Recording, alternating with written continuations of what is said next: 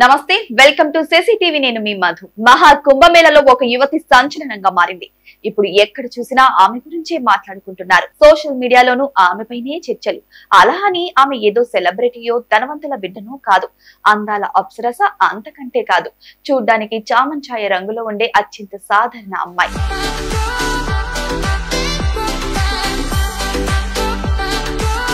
పూసల దండలు అమ్ముకొని పొట్టవోసుకునే ఆమె వృత్తి అయినప్పటికీ ఆమె మహాకుంభమేళలో స్పెషల్ అట్రాక్షన్ గా మారింది. ఇందుకు కారణం కాటుకు దిద్దిన అందమైన తేనె కళ్ళు, అమాయకమైన చూపులు. అవే ఇప్పుడు ఆమెను సోషల్ మీడియా క్వీన్ ను చేసింది. అంతేకాదు ఆ క్రేజ్ ని ఇప్పుడు ఆమెకు బాలీవుడ్ నుంచి సినిమా ఆఫర్ ని కూడా తీసుకొచ్చింది.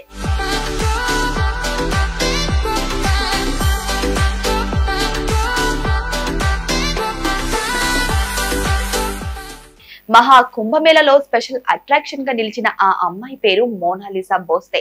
మధ్యప్రదేశ్ లోని ఇండోర్ కి చెందిన వీరి కుటుంబం తరతరాలుగా పూసల దండలు అమ్ముకుని జీవనం సాగిస్తున్నారు. తల్లిదండ్రులకు సాయంగా మోనాలిసా కూడా చిన్నతనం నుంచే పూసల దండలు అమ్ముతున్నది. ఈ క్రమంలోనే మహా కుంభమేళ సందర్భంగా పూసల దండలు అమ్ముకోవడానికి ప్రయాగ్రాజ్ కు వచ్చింది.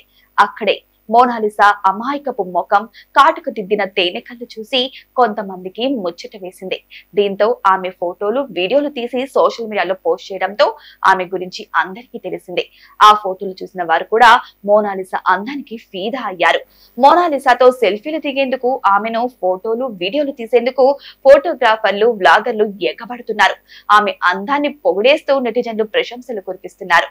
ఇలా మొత్తం మీద మోనాలిసా ఇప్పుడు సెన్సేషన్ గా మారడం బాలీవుడ్ నుంచి కూడా ఆఫర్ వచ్చినట్టు తెలుస్తుంది. డైరెక్టర్ సనోజ్ మిశ్రా తన సినిమాలో మోనాలిసాకు ఛాన్స్ ఆఫర్ ఇచ్చినట్టు సమాచారం.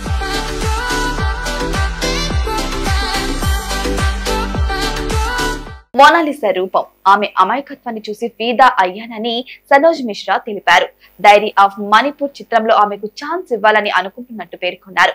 ఈ సినిమా కోసం ఇలాంటి అమ్మాయినే వెతుకుతున్నానని, తన సినిమాలో రైతు కూతురి పాత్రలో నటించేందుకు మోనాలిసా సరిగ్గా సెట్ అవుతుందని అభిప్రాయాన్ని వ్యక్తం చేశారు.